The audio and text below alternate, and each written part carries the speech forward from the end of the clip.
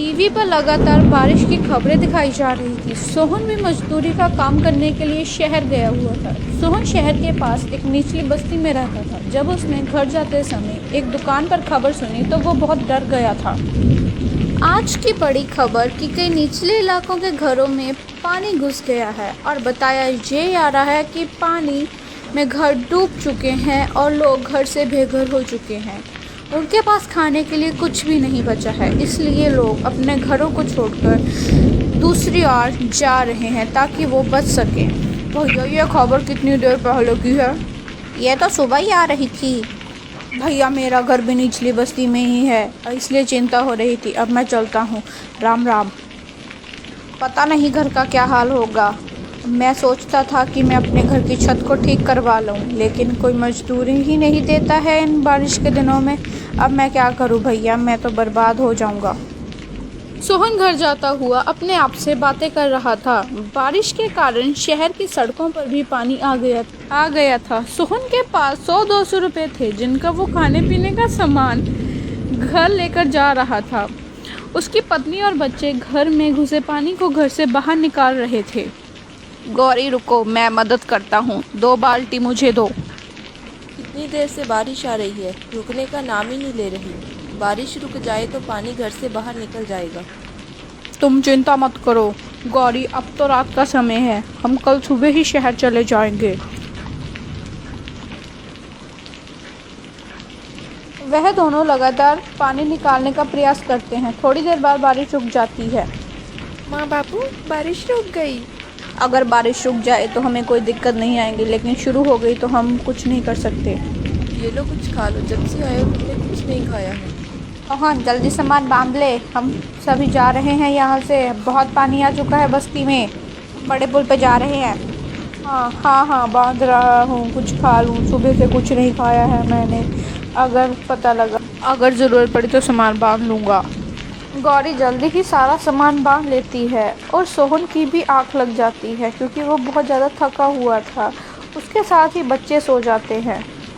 सुबह जब गौरी उठकर देखती है तो उनके आसपास पानी ही पानी था। सभी लोग इधर उधर भाग रहे थे। अरे सोहन जल्दी बाहर निकल, यहाँ पे बाढ़ आ चुकी है, हम नहीं बचेंगे यहाँ पे, जल्दी आ। अरे गौरी जल्दी निकल, बच्चों को लेकर, बाढ़ आ चुकी है यहाँ पे, जल्दी आ।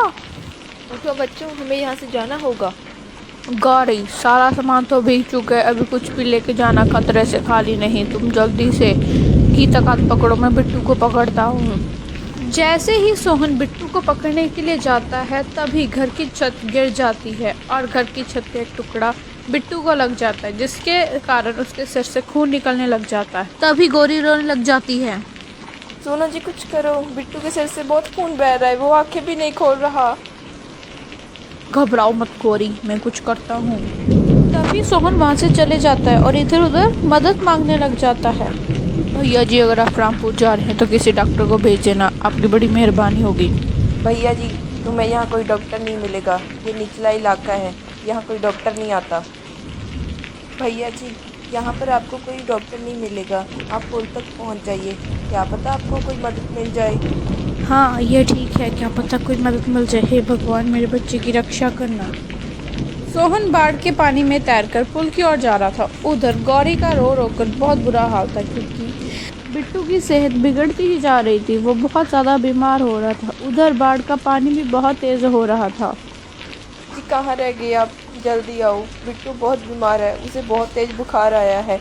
हे भगवान इन्हें जल्दी से भेज दो ना। मेरे बच्चे आंखें खोल, क्या हुआ तुझे? सोहन किसी तरह पुल तक पहुंचता है। उधर भी भाग दौड़ लगी हुई थी। भैया यहाँ पे कोई डॉक्टर मिलेगा? अरे नहीं भाई, इस बारिश में हमारी कोई मदद नहीं करने वाला है, कोई डॉक्टर नहीं मिलेगा। हम गरीबों को कोई नहीं पूछता है यहाँ पे। तुम्हें भी यहाँ कोई नहीं मिलेगा, कहीं भी कोई डॉक्टर नहीं दिख रहा है। भगवान मेरी मदद करो, रक्षा करो, अब तुम ही हो। तभी एक डॉक्टर वहाँ मोहन को रोते हुए देख रहा था। आशा तुम बच्चों को लेकर कहीं दूर चले जाओ, मैं उस पिता के साथ जा रहा हूँ क्योंकि उसका बच्चा बहुत बीमार है। लेकिन आपकी जान को भी तो खतरा है ना, आप मत जाइए ना प्लीज़। आशा मुझे उसके साथ जाना होगा, उसके बच्चे की ज़िंदगी का सवाल है। तुम बच्चों